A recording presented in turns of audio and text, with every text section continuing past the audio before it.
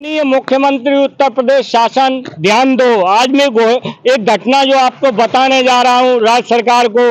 ये गरीब परिवार जो मंदबुद्धि परिवार खड़ा है उसकी करीबन ये जो मैं जहाँ खड़ा हूँ ये इटावा से आगरा के लिए रोड गया है कचौरा होते हुए।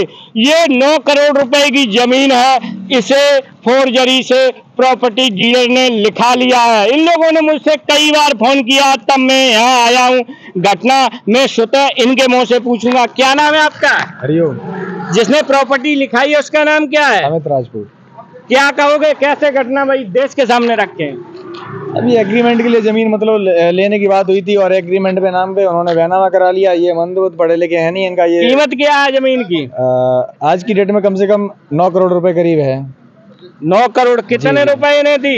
इनको 30 लाख रुपए दिया था, उसमें से 15 लाख रुपए ब्याज पे वापस ले लिया। इनसे वापस ले लिया। 15 लाख रुपए इनके पास बचा उनका। अमित राजपूत का जो दिया हुआ 15 लाख रुपए इनके पास बचा है। अच्छा जी, तो क्या कहोगे, जिलाधिकारी जी को इन लोगों ने ज्ञापन दिया? जी ज्ञापन दिया था। पार्टी वो पहुंची वहाँ? जी, वो भी पार्टी आई थी और हम लोग भी गए थे। तो वहाँ पे डीएम साहब के सामने दोनों पार्टियां पेश हुई। अमित राजपूत आए थे, हम लोग भी गए। तो वहाँ पे डीएम साहब ने जब सारी जानकारी ली, क्योंकि बैनामा उन्होंने करा लिया है, बैनामा में कोई फाल्ट नहीं मिला उनको, तो उन्होंने दोनों पक्षों की बात सुनी और उसके बाद पूछा कि मतलब बैनामा तुमने किया है? जब बैनामा हम लोगों ने किया नहीं तो हम लोग क्यों कहेंगे बैनामा हम लोगों ने किया है? उन्होंने कहा साहब एग्रीमेंट की बात हुई थी और बैनामा तो इन्होंने कराया है, बैनामा नहीं किया हम लोगों ने। जमीन प्लॉटिंग के लिए ले रहे थे, ये प्रॉपर्टी डीलर का काम करते हैं। तो उसके बाद उनसे पूछा गया अमित राजपूत से कि मतलब ये जमीन तुमने जो खरीदी है कितने में खरीदी है? तो बोले 40 लाख रुपए में खरीदी है। अच्छा, ये किसान परेशान है, अगर ये वापस चाहे तो कितने में वापस कर दोगे? तो बोले कि हमने वापस करने के लिए जमीन नहीं खरीदी है। फिर डीएम साहब ने कहा कि अगर कारणवश किसी वजह से तुम्हें जमीन बेचनी पड़े तो आज की डेट में तुम्हारी जमीन की क्या मालियत है और क्या रेट है वहाँ का? तो बोले कि साहब 40 लाख रुपए करीब बीघा मेरा खेत बिकेगा। उन्होंने कहा, डीएम साहब बोले कि फिर मतलब अगर 40 लाख रुपए बीघा बिकेगा तो 1 साल पहले तुमने ये जमीन 40 लाख रुपए में सारी खरीदी है। अब चूंकि 1 साल बीत गया तो 1 साल में तुम्हारी 1 बीघे की जमीन की कीमत 40 लाख रुपए हो गई। ऐसा कौन सा मंत्र फूकते हो तुम लोग, प्रॉपर्टी डीलर हो, कौन सा मंत्र फूकते हो हमें भी बता दो, जिससे कि मतलब हम भी सीख लें। और उसके बाद उनसे कहा कि अगर वापस करना चाहे वापस कर दो, तो वापस करने के लिए साहब मना कर दिया। अच्छा, तो वापस नहीं करेंगे। अच्छा, एक बात देशवासियों आपको ध्यान देने होगी कि ये प्रॉपर्टी डीलरों की संपत्ति कैसे बढ़ जाती है, प्रॉपर्टी डीलरों पर बेशुमार दौलत कैसे आ जाती है। ये गवाही दे रही है ये जमीन 9 करोड़ की, तो प्रॉपर्टी डीलर कैसे पैसा में आगे बढ़ रहे हैं। और उसमें रजिस्ट्रार ऑफिस भी शामिल होता है। ये रजिस्ट्रार ऑफिस में जो बैठे अधिकारी कर्मचारी हैं ये कभी नहीं देखते हैं कि बैनामा देने वाला जो शख्स है वो पूरे होशो हवास में है या नहीं। ये बराबर दोषी है रजिस्ट्रार ऑफिस। यहाँ इस गरीब परिवार को, ये पूरा परिवार खड़ा है, जो प्रॉपर्टी थी पूरी लूट ली प्रॉपर्टी डीलरों ने। क्या नाम है? हमारा नाम है रानू राजपूत। क्या है? जो डीएम साहब के यहाँ गए थे तो इनके मत के साल का रहते 5-6 इन्होंने गिरने की कोशिश की थी। अच्छा, और 5-6 में से साथ रहते हैं। अगर जब मरते हैं तो मैं ये कहना चाहता हूँ, टोटल इनकी हालत देखिए आप। बिल्कुल मैं लोग प्यार भी करता हूँ, हमारा रास्ता गिरी जाती है। कुछ लोग हमारे गांव के साथ रहते हैं और पूरी बात तो जो है मेरी हत्या होने की साजिश है। क्या कहोगे माननीय मुख्यमंत्री? मुख्यमंत्री से कहूंगा जो लोग साथ रहते हैं, अगर हमारे साथ घटना कुछ होती है इनकी बिना लिखे रिपोर्ट लिखी जाए। अच्छा, माननीय मुख्यमंत्री जी इस परिवार की सुरक्षा दी जाए और जो इनका साथ दे रहे हैं उनकी भी सुरक्षा की जाए। डीएम आवास में मुझे घेरा गया था। डीएम आवास में मुझे घेरा गया था। आपने पंचायती कोशिश नहीं की? पंचायत लगाई, कुछ लोग उनके जो चमचे लोग साथ में रहते खबर देते रहे कि पंचायत लगी, तब तक वो नहीं आया। और खासकर मेरी घटना, मुझे मारने की साजिश रच रहे 4 लोग। 4 लोगों का नाम मैंने रजिस्ट्री करी है।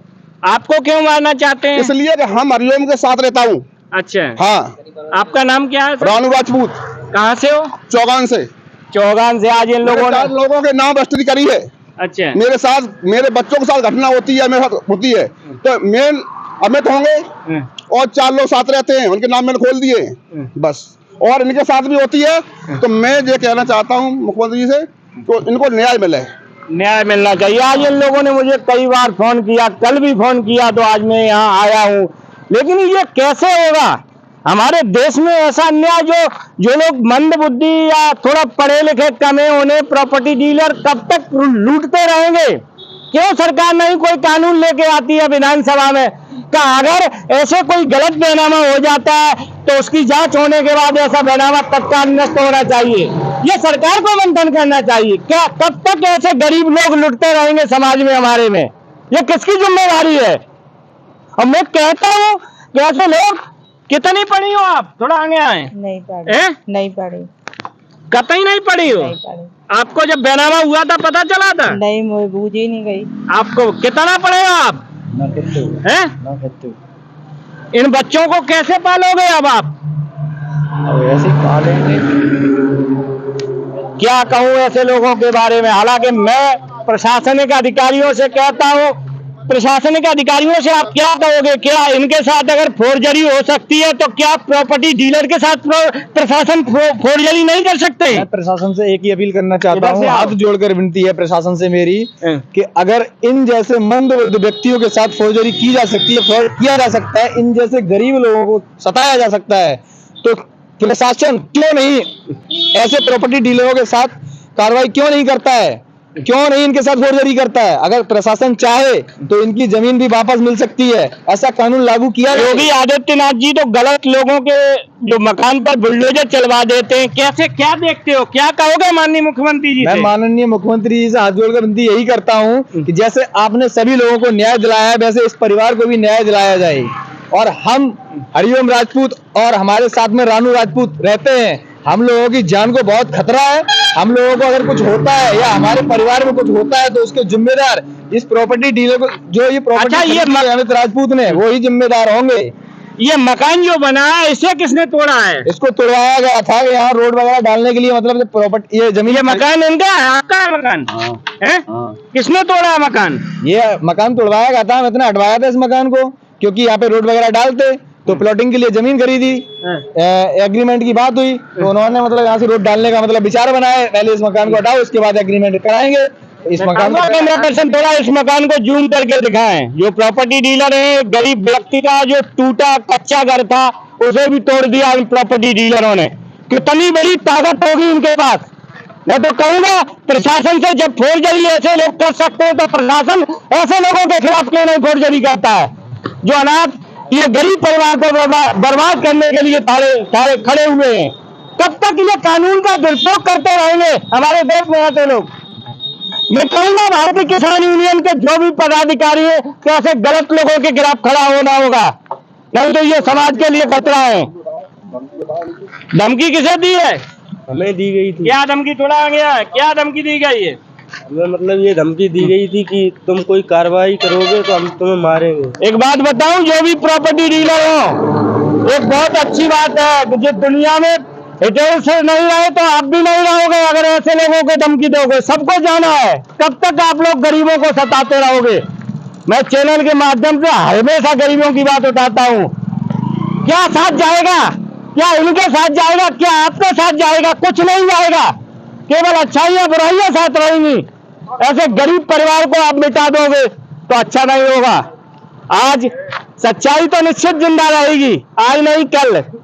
इनके पास ये स्थिति है, खाना खाने के लिए पैसे नहीं है, कौन जांच करेगा? मैं कहूंगा उत्तर प्रदेश सरकार से इस केस में इन्वेस्टिगेशन, कौन सा मौजा है ये? सरायसर मौजा। जमीन किसके नाम है? राज बहादुर सिंह। पिता का नाम? शोभरन सिंह। Raj Bahadur son of शोभरन Singh. जो जमीन इनके साथ फोर्जरी हुई है, मैं कहूंगा माननीय मुख्यमंत्री से सच जांच होना चाहिए।